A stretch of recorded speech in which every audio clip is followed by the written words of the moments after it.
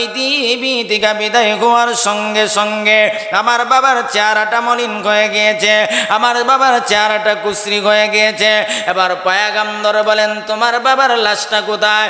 ওই জায়গা আমার বাবার লাশটা। এবার যুবকটা বলেন, আমি স্বপ্নের মাধ্যমে তাকাইয়া দেখতেছি গো, আমার বাবার চেহারার মধ্যে আল্লাহর নবী তার হাত মুবারক মালিশ করে দিয়েছেন। নবীর হাত মুবারকের স্পর্শ পাওয়ার সঙ্গে সঙ্গে আমার বাবার চেহারাটা আকাশের পূর্ণিমার চাঁদের চাইতে আরো সুন্দর হয়ে গিয়েছে। এক পর্যায়ে তাকাইয়া দেখি আমার বাবা পৃথিবীর জমিন থেকে বিদায় হয়ে গিয়েছে। এবার আমি চিন্তা করলাম, এখানের মধ্যে আমি কাপড়ের ব্যবস্থা কোথায় দিকে করব, পানির ব্যবস্থা কোথায় দিকে করব, গোসল কেমনে দেওয়াইব, কেমনে আমি একা একা দাফন করব। এবার যুবকটা কান্না করতেছে, আল্লাহর কাছে সাহায্য প্রার্থনা করতেছে, আল্লাহর কাছে সাহায্য প্রার্থনা করতেছে। এলাকার মধ্যে কোনো মানুষ নাই, এলান করার কোনো সুযোগ নাই। এবার যুবকটা শিবলি নোমানি রহমাতুল্লাহি আলাইহিকে বলেন, যখন আমার বাবা সন্ধ্যার রাত্রিতে পৃথিবী থেকে বিদায় হয়ে গিয়েছে, আমি আমার বাবাকে চাদর দিয়া ডেকে, আমি আমার বাবাকে চাদর দিয়া ডাকলাম। এবার কিছুক্ষণ পরে চাদরটা যখন সরাইলাম, তাকাইয়া দেখি আমার বাবার চেহারাটা কুশ্রী হয়ে গিয়েছে, চেহারাটা মলিন হয়ে গিয়েছে, চেহারাটা ভয়ঙ্কর আকৃতি ধারণ করেছে। এবার যুবকটা বলে, ওই চিন্তা করতে করতে আমার চোখের মধ্যে ঘুম চলে আসছে, ঘুম চলে আসছে, ঘুমাইয়া পড়েছি। এমনিতে স্বপ্নের মাধ্যমে তাকাইয়া দেখি রাহমাতুল লিল আলামিন আমার সামনে হাজির হয়েছে। সুবহানাল্লাহ। ইমামুল আউয়ালিন আল আখিরিন বাহরে সাদকা রাহমাতাল লিল আলামিন, শুধু বুজুদাস রাহমাতাল লিল আলামিন, মসজিদে শুধু হামারু ইয়ে জমিন। এবার পয়গম্বর, যুবকটা বলেন, পয়গম্বরের সাথে আমার সাক্ষাৎ, পয়গম্বর হাজির হয়েছে। এবার পয়গম্বরকে যুবক বলে, আপনি কে? আমার নবীর পরিচয় যুবকের সামনে তুলে ধরা হয়েছে। এবার যুবকটাকে নবী বলেন, তোমার বাবা কোথায়, তোমার বাবার লাশ কোথায়? এবার ওই যুবকটা বলেন, এ পয়গম্বর, আপনি কেন আসছেন, কোথায় দিকে, কেমনে সংবাদ পেয়েছেন? এবার যুবককে আল্লাহর পয়গম্বর রাহমাতুল লিল আলামিন মায়ার নবী বলেন, যুবক রে, তোমার বাবার কাছে আমি কেন আসনি, আমাকে কে সংবাদ দিয়েছে? মুসলিম শরীফের 384 নম্বর হাদিসে ওয়ান আব্দুল্লাহ ইবনে আমর ইবনুল আস রাদিয়াল্লাহু তাআলা আনহুতে বর্ণিত, রাসূল আকরাম সাল্লাল্লাহু আলাইহি ওয়াসাল্লাম বলেন, ইয়াকুলু মান সাল্লা আলাইয়া সালাতান বিহা আশরা, রাসূল বলেন, আমার উম্মতের মধ্য থেকে যে বা যারা আমি নবীর উপর একবার দুরূদ শরীফ পাঠ করবে, আল্লাহ রাব্বুল আলামিন তাকে একবার দুরূদ শরীফের বদৌলতে তাকে আল্লাহ রাব্বুল আলামিন তার আমল নামাতে 10টা নেকি লিপিবদ্ধ করে দিবে, 10টা নেকি জমা করে দিবে। বারামাল লক্ষ্য করে দেখুন, আল্লাহর নবী, বিশ্ব নবী রাহমাতুল লিল আলামিন বলেন, ইয়া আমার উম্মতেরা, মান সাল্লা আলাইয়া ওয়াহিদাতান আও মাররাতান সাল্লাল্লাহু আলাইহি আশরা। পয়গম্বর বলেন, ইয়া আমার উম্মতেরা, যারা একবার আমি নবীর উপর দুরূদ পাঠ করবে, একবার দুরূদ পাঠ করার কারণে আমার আল্লাহ তার আমল নামাতে 10টা নেকি লিপিবদ্ধ করে দিবে। সুবহানাল্লাহ। হাদিসের ব্যাখ্যায় মুহাদ্দিসিন একরাম উল্লেখ করেছেন, একবার শুধু দরুদ পড়লে তার আমল নামাতে 10টা নেকি জমা হয়ে যাবে। শুধু 10টা নেকি জমা হয়ে যাবে তা নয়, আল্লাহ একবার দুরূদ শরীফের বদৌলতে তার 10টা গুনাহ আল্লাহ মাফ করে দিবে। সুবহানাল্লাহ। শুধু 10টা গুনাহ মাফ করে দিবে তা নয়, আল্লাহ রব্বুল আলামিন তার আমলনামা থেকে গুনার চিহ্ন পর্যন্ত আল্লাহ মুছে দিবে। সুবহানাল্লাহ। 2 নম্বর তিরমিজি শরীফের 484 নম্বর হাদিস, ওয়ান আব্দুল্লাহ ইবনে মাসউদ রাদিয়াল্লাহু তাআলা আনহু قال قال رسول الله صلى الله عليه وسلم أولى الناس بيوم القيامة أكثرهم صلاة। পয়গম্বরে আরবি সাল্লাল্লাহু আলাইহি ওয়াসাল্লাম বলেন, আমার উম্মতেরা, যারা আমি পয়গম্বরের প্রতি বেশি বেশি করে দুরূদ পাঠ করবে, যেই বা যারা আমি নবীর প্রতি দুরূদ পাঠাইবে, কিয়ামতের কঠিন ময়দানে ওই সমস্ত মানুষ আমার কাছের মানুষ হয়ে যাবে। আর যারা দুনিয়ার জমিনে পয়গম্বরের প্রতি দুরূদ পাঠ করার কারণে আমার নবীর কাছের মানুষ কিয়ামতের ময়দানে হয়ে যাবে। আর যারা নবীর কাছের মানুষ হয়ে যাবে রে, কঠিন কিয়ামতের ময়দানে আল্লাহ রব্বুল আলামিন হাসরের ময়দানে আমার নবী যখন উঠবে, ওই পয়গম্বরের পাশে দাঁড়াইয়া থাকবে দুরূদ পাঠ করনেওয়ালা উম্মতেরা। আর ওই সমস্ত উম্মতকে আমার নবী শাফাত করে করে আল্লাহর তৈরি জান্নাতের মেহমান বানায়া দিবে।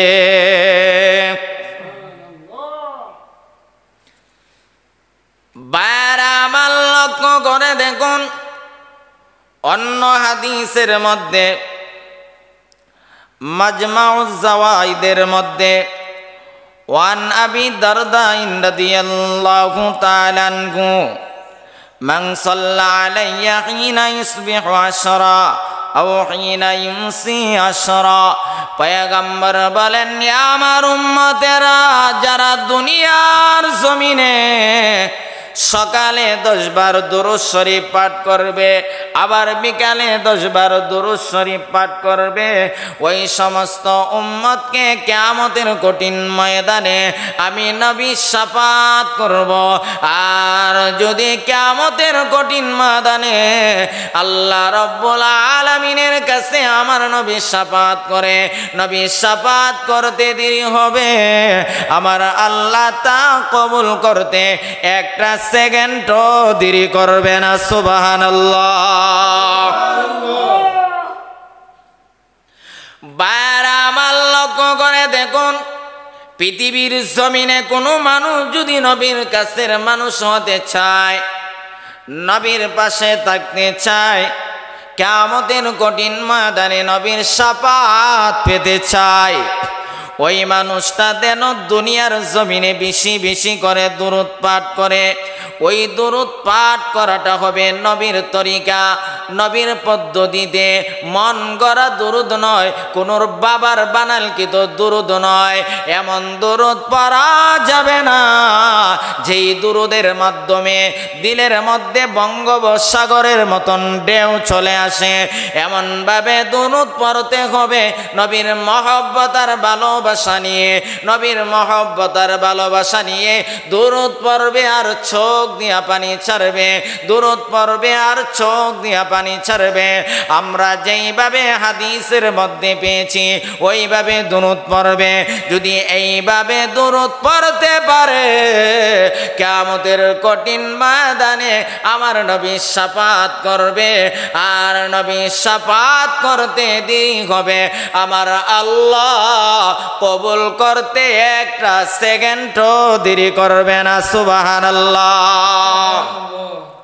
কিন্তু আমাদের সমাজের দুরূদ শরীফ শুনলে দুরূদ শরীফের তাল শুনলে, আওয়াজ শুনলে দুরূদ শরীফ এমনভাবে পড়ে যে দুরূদ শুনলে আর পড়লে বঙ্গোপসাগরের মতন শরীরের মধ্যে একটা জোশ আসে। দুরূদ তো এমনভাবে পড়তে হবে যেই দুরূদ পড়লে চোখ দিয়া পানি পড়ে, নবীর মহব্বত নিয়ে দুরূদ পড়তে হবে। যেই দুরূদ হাদিসের মধ্যে বর্ণিত হয়েছে, বুখারী শরীফের হাদিস, রাসূল আকরাম সাল্লাল্লাহু আলাইহি ওয়াসাল্লাম একদিন সাহাবায়ে কেরামরা বসা, এমন সময় পয়গম্বর বাহির হইয়া সাহাবায়ে কেরামদের দিকে রওনা হয়েছেন। সাহাবায়ে কেরামরা সালাম দিলেন। সাহাবায়ে কেরামরা বললেন, ইয়া রাসূলুল্লাহ, আপনাকে কিভাবে সালাম দিতে হবে সেটার পদ্ধতি আমরা জানি, কিন্তু আপনার প্রতি দুরূদ কিভাবে পড়তে হবে সেটার পদ্ধতি আমরা জানি না। কোন দুরূদ পড়তে হবে, কোন দুরূদ পড়লে আপনি খুশি হবেন, এই দুরূদ তো আমরা জানি না। তখন রাসূল করিম সাল্লাল্লাহু আলাইহি ওয়াসাল্লাম বলেন, আল্লাহুম্মা সাল্লি আলা মুহাম্মাদিন ওয়া আলা আলি মুহাম্মাদ কামা সাল্লাইতা আলা ইব্রাহিম ওয়া আলা আলি ইব্রাহিম ইন্নাকা হামিদুম মাজিদ। এই দুরূদ পড়ব। সাহাবায়ে কেরামরা রাসূলের প্রতি কোন দুরূদ পড়বে, কোন দুরূদ পড়বে, ওই দুরূদ নবীজির জবান থেকে সাহাবায়ে কেরামরা শিক্ষা করেছে। কিন্তু আমাদের সমাজে রাসূলের পদ্ধতির দুরূদ, রাসূল যেই দুরূদ শিক্ষা দিয়েছে, এই দুরূদের গুরুত্ব আমাদের সমাজে নাই। আমাদের সমাজের মানুষের কাছে গুরুত্ব হলো, বাবা অমুক বাবা বলেছে এমনে পড়ো, অমুক বাবা বলেছে এমনে পড়ো। ওই যেই দুরূদ রাসূল শিক্ষা দিয়েছে এইটা সমাজের মানুষ গ্রহণ করে নাই। বন্ড বাবার দুরূদ আজকে সমাজের মধ্যে সবচাইতে বেশি প্রচলিত হয়ে গিয়েছে, ঠিক কিনা বলেন? তাহলে আমরা দুরূদ পড়ব, রাসূল যেই দুরূদ শিক্ষা দিয়েছে এই দুরূদ পড়ব। কোনো বাবার বানাইলকৃত দুরূদ পড়ব না। এমনভাবে দুরূদ পড়ে যেই জায়গাতে লম্বা এই জায়গাতে করে বাট্টা, যেই জায়গাতে বাট্টা ওই জায়গাতে লম্বা, এমনভাবে দুরূদ পড়ে আপনি যে কোনো দুরূদ পড়েন, আমাদের কোনো আপত্তি নাই। তবে শুদ্ধ করে পড়তে হবে, সহি শুদ্ধ করে পড়তে হবে। যেই দুরূদ রাসূল শিক্ষা দিয়েছে ওই দুরূদকে অগ্রাধিকার দিতে হবে। বাবার বানাইলকৃত দুরূদকে অগ্রাধিকার দিলে রাসূলের শাফাআত পাওয়া যাবে না। আর রাসূলের শাফাআত যদি কোনো মানুষ না পায়, খাসিরাত দুনিয়া ওয়াল আখিরা, দুনিয়াও বরবাদ, পরকালও তার বরবাদ হয়ে যাবে। কিন্তু আমাদের সমাজের ভণ্ডরা, মাজার পূজারী আর কবর পূজারী, তারা বলে দুরূদে ইব্রাহিম নাকি এটা বেদাত। আমি বাংলাদেশের সকল ভণ্ডদেরকে চ্যালেঞ্জ করতে চাই, যেই দুরূদ সাহাবায়ে কেরামদেরকে নবী শিক্ষা দিয়েছে ওই দুরূদকে আমাদের মাজার পূজারী আর কবর পূজারীগুলা নিজের পেটের দান্দার জন্যে রাসূলের বানাইলকৃত, রাসূলের জবানকৃত দুরূদকে বেদাত বলে, আর নিজের বানাইলকৃত দুরূদকে তারা সহি বলে। আমি সুস্পষ্টভাবে তাদের কাছে জানতে চাই, তাদের কাছে চ্যালেঞ্জ করতে চাই, রাসূল যেই দুরূদ শিক্ষা দিয়েছে ওই দুরূদকে আমরা অগ্রাধিকার দিব। তোমাদের বাবার বানাইলকৃত দুরূদকে সত্যিকার মুমিন অগ্রাধিকার দিতে পারে না, ঠিক কিনা বলেন? বর্তমান বাংলাদেশের একটা দরবার আছে, যেটা হলো কুমিল্লা জালালিয়া দরবার। জালালিয়ার দরবার অগল শয়তানের আখড়া, শয়তানের আড্ডাখানা। শয়তানের কতগুলা সেলা রেখে গেছে, বড় শয়তান মারা গেছে আর ছোট শয়তানগুলা রয়ে গেছে 7টা না 8টা। এইগুলা গুরুর চাইতে মনে হয় আরো খারাপ। 7টা 8টা আছে। এক একটার তেলাওয়াত শুনলে বোঝা যায় জমানার সবচাইতে বড় মূর্খ, জমানার সবচাইতে বড় জাহেল। ওই 7টার মধ্যে একটারও সহি শুদ্ধভাবে ওই জানোয়ার গুলার পিছে যদি কেউ নামাজ পড়ে, তার নামাজ কোনো অবস্থাতেই হবে না। তাদের নামাজ হওয়ার মতন কোনো যোগ্যতা, নামাজ হওয়ার মতন কোনো সহি শুদ্ধভাবে তেলাওয়াতটা পর্যন্ত তারা করতে পারে না, অথচ নিজেকে বড় দাবি করে জমানার সবচাইতে বড় পীর। নাউজুবিল্লাহ। বারামাল লক্ষ্য করে দেখুন, আল্লাহ রাব্বুল আলামিন বলেন, ইন্নাল্লাহা ওয়া মালাইকাতাহু ইউসাল্লুনা আলান নবী। আল্লাহ রাব্বুল আলামিন রাসূলের প্রতি দুরূদ পাঠান, ফেরেশতারা দুরূদ পাঠান। যেই কাজ আল্লাহ করে ওই কাজের দাম বেশি, যেই কাজ ফেরেশতারা করে ওই কাজের দাম বেশি। আল্লাহ রাব্বুল আলামিন সূরা আহজাবের 56 নম্বর আয়াতে কারিমার দ্বিতীয় অংশে বলেন, ইয়া আইয়ুহাল্লাযীনা আমানু সাল্লু আলাইহি ওয়া সাল্লিমু তাসলিমা। আল্লাহ রাব্বুল আলামিন বলেন, হে ঈমানদারেরা, তোমরা আমার নবীর প্রতি দুরূদ পাঠাও, আমার নবীর প্রতি দুরূদ পাঠাও। আমরা যেই দুরূদ নবী শিক্ষা দিয়েছে ওই দুরূদ আমরা পাঠাইব। 2 নম্বর হলো দুরূদের সময়, সবচাইতে গ্রহণযোগ্য সময় হলো রাসূলের প্রতি দুরূদ পাঠানোর। জুমার রাত্রিতে যে যত বেশি দুরূদ পাঠ করবে সেই দুরূদগুলো আমার পয়গম্বরের কাছে প্রেরণ করা হয়, পয়গম্বরের কাছে প্রেরণ করা হয়। দুরূদ পড়লে কেমন লাভ হয় আমি আপনাদের কাছে একটা ঘটনা তুলে ধরি। আল্লামা শিবলি নোমানী রহমাতুল্লাহি আলাইহি খানায়ে কাবা জিয়ারত করার জন্য গিয়েছে। এবার তিনি খানায়ে কাবার মধ্যে অবস্থান করতেছে। এবার তিনি তাকাইয়া দেখেন একটা যুবক খানায়ে কাবা তওয়াফ করতেছে, কিন্তু উনি তওয়াফ করতেছে কোন খানায়ে কাবার ভিতরে ঢুকলেও আলাদা কিছু পার্সোনাল দোয়া আছে, কিন্তু উনি ওই দোয়াগুলা পড়ে নাই। সব সময় উনি দুরূদ শরীফ পাঠ করে। মসজিদের ভিতরে ঢুকে কিন্তু উনি দুরূদ শরীফ পাঠ করে, খানা খায় উনি দুরূদ শরীফ পাঠ করে, ঘুমানো যায় উনি দুরূদ শরীফ পাঠ করে। শিবলি নোমানী রহমাতুল্লাহি আলাইহি একদিন 2 দিন নয় 3 দিন পর্যন্ত পর্যবেক্ষণ করলেন। 4th দিন শিবলি নোমানী রহমাতুল্লাহি আলাইহি এবার যুবককে ডেকে ডেকে বলে, যুবক, আজকে 4 দিন পর্যন্ত তোমাকে দেখতেছি, তুমি যেই জায়গাতে নির্ধারিত দোয়া আছে, পার্সোনাল দোয়া, মসজিদে ঢুকতে দোয়া আছে, বাহির হতে দোয়া আছে, এইগুলা দোয়া না পড়ে তুমি দুরূদ শরীফ কেন পড়ো? তুমি সব জায়গাতে দুরূদ শরীফ পাঠ করো। এবার শিবলি নোমানীর প্রশ্নের জবাবে যুবক বলে, হে আল্লাহর ওলি মুসাফির, আমি আপনাকে চিনি না, তবে দেখতে বোঝা যায় আপনি বড় আলেম হবেন। তখন শিবলি নোমানী রহমাতুল্লাহি আলাইহি এবার নিজের পরিচয় তুলে ধরলেন। এবার যুবক ডেকে ডেকে বলে, এ শিবলি নোমানী, আমি কেন প্রত্যেক জায়গাতেই দুরূদ পড়ি? তাহলে এবার শুনুন দুরূদের ফায়দা, দুরূদের ফজিলত। আমার বাবাকে গত কয়েক বছর আগে আমার বাবা পৃথিবী থেকে বিদায় হয়ে গিয়েছে। এক কাফেলা নিয়ে আমি আমার বাবাকে নিয়ে মক্কা নগরীতে আসছিলাম। আসার পর আমার বাবা অসুস্থ হইয়া পড়ে গিয়েছে। লম্বা ঘটনা, আমি সংক্ষেপে বলি। এবার শিবলি নোমানী রহমাতুল্লাহি আলাইহিকে যুবকরা বলতেছে, আমি আমার বাবাকে নিয়ে আবার দেশে সফর, হজ শেষ হয়ে গেছে, তওয়াফ শেষ হয়ে গেছে, এবার আমি আমার বাবাকে নিয়ে যাব। হঠাৎ করে আমার বাবা অসুস্থ হয়ে গেলেন। অসুস্থ হওয়ার পর আমি চিন্তা করলাম আমার বাবাকে নিয়ে কয়েকদিন পরেই সুস্থ হোক, তারপরে নিয়ে যাব। আগে তো আর এমনভাবে যাওয়া যেত না, ঘোড়া দিয়ে তারা সওয়ার করতে হতো, উটের মাধ্যমে তারা সফর করতে হতো। এবার কাফেলার মানুষ সবাই চলে গেলেন। শিবলি নোমানী রহমাতুল্লাহি আলাইহিকে যুবক বলতেছে।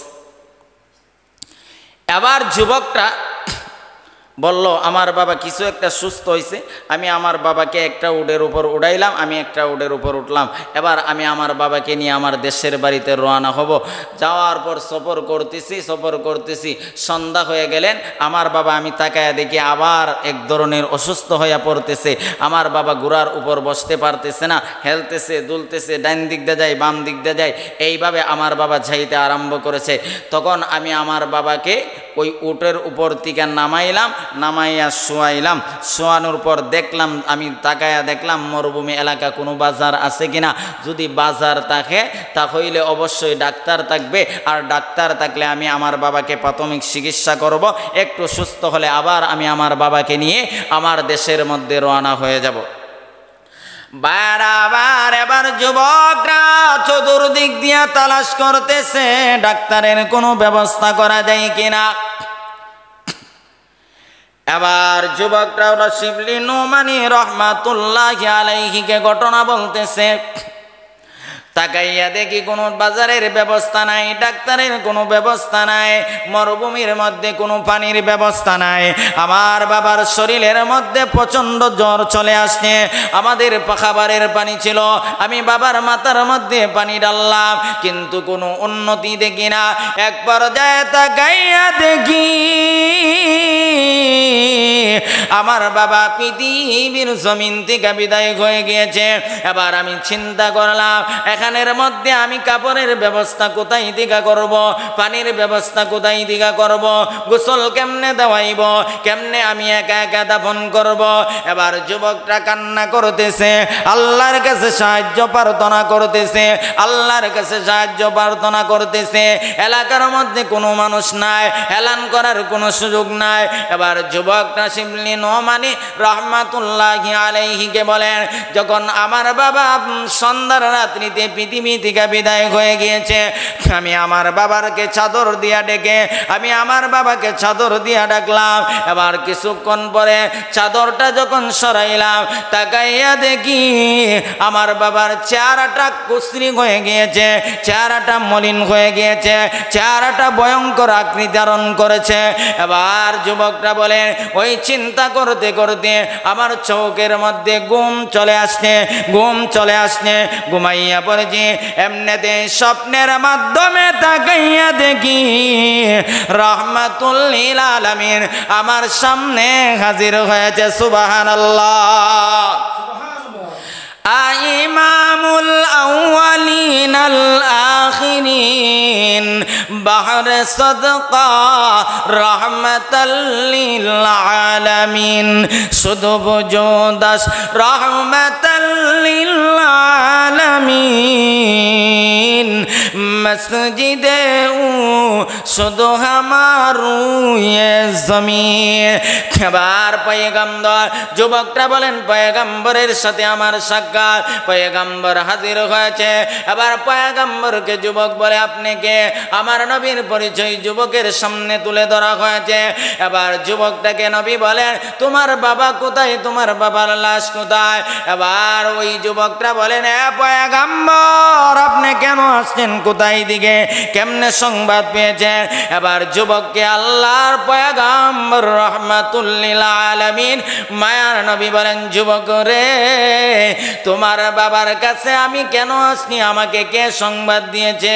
আম্মার ইবনে ইয়াসির থেকে বর্ণিত আছে, পয়গম্বরের সামনে, পয়গম্বরের জন্য, পয়গম্বরের উপর পৃথিবীর যে কোনো প্রান্ত থেকে দুরূদ পাঠ করা হয়, ওই দুরূদ নিয়ে নবীর সামনে পৌঁছায় দেওয়া হয়।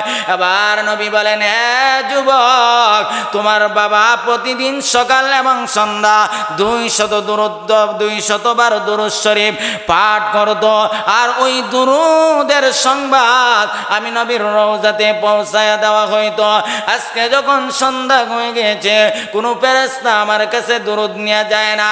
এবার আমি জিজ্ঞাসা করলাম, ওই ফেরেশতারা, তোমরা অমুকের নামে দুরূদ কেন নিয়ে আসো না? তখন ফেরেশতারা বলে, হে আল্লাহর পয়গম্বর মুহাম্মদ, ওই লোকটা পৃথিবীর জমিন থেকে বিদায় হয়ে গিয়েছে, ওই লোক আর দুরূদ পাঠ করার কোনো ব্যবস্থা নাই, পৃথিবী থেকে বিদায় হয়ে গিয়েছে। হে যুবক, আমার ওই উম্মতে সকাল এবং সন্ধ্যায় 200 বার দুরূদ পাঠ করত, ওই দুরূদের টানে আমি মুহাম্মদ তার সামনে হাজির হয়ে গেলাম।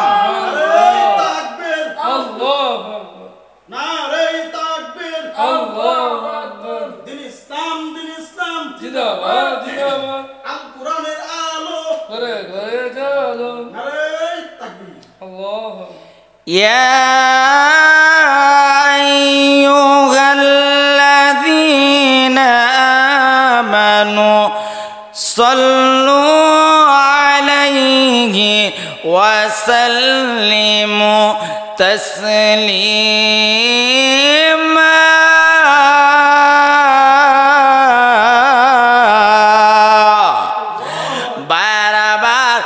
পয়গম্বর রহমাতুল লিল আলামিনকে যুবকটা স্বপ্নের মাধ্যমে বলে, হে পয়গম্বর, আমার বাবা পৃথিবী থেকে বিদায় হওয়ার সঙ্গে সঙ্গে আমার বাবার চেহারাটা মলিন হয়ে গিয়েছে, আমার বাবার চেহারাটা কুশ্রী হয়ে গিয়েছে। এবার পয়গম্বর বলেন তোমার বাবার লাশটা কোথায়? ওই জায়গা আমার বাবার লাশটা। এবার যুবকটা বলেন আমি স্বপ্নের মাধ্যমে তাকাইয়া দেখতেছি গো আমার বাবার চেহারার মধ্যে আল্লাহর নবী তার হাত মুবারক মালিশ করে দিয়েছেন। নবীর হাত মুবারকের স্পর্শ পাওয়ার সঙ্গে সঙ্গে আমার বাবার চেহারাটা আকাশের পূর্ণিমার চাঁদের চাইতে আরো সুন্দর হয়ে গিয়েছে। হইলে দুরুদের ফজিলত, দুরুদের বরকত। এই জন্য আমি বেশি বেশি করে দুরুদ পড়ি। আমাদের সমাজে যারা দুরুদ পড়ে এইগুলা দুরুদের নামে বন্ডামি, দুরুদের নামের বন্ডামি সবচাইতে বেশি বাংলার জমিনে যারা করতেছে। আমার নবীর দুরুদকে যারা নিয়ে সবচাইতে বেশি বিকৃত করতেছে তাদের মধ্যে সবচাইতে বড় হলো দাজ্জাল মার্কা, যারা সমাজকে জাতির সামনে বলে তারা নিজেকে আলেম বলে দাবি করে, একমাত্র কবর পূজার আর মাজার পূজারীরা আমার নবীর সহি শুদ্ধ দুরুদকে ব্যঙ্গচিত্র করতেছে। ঠিক কিনা বলেন?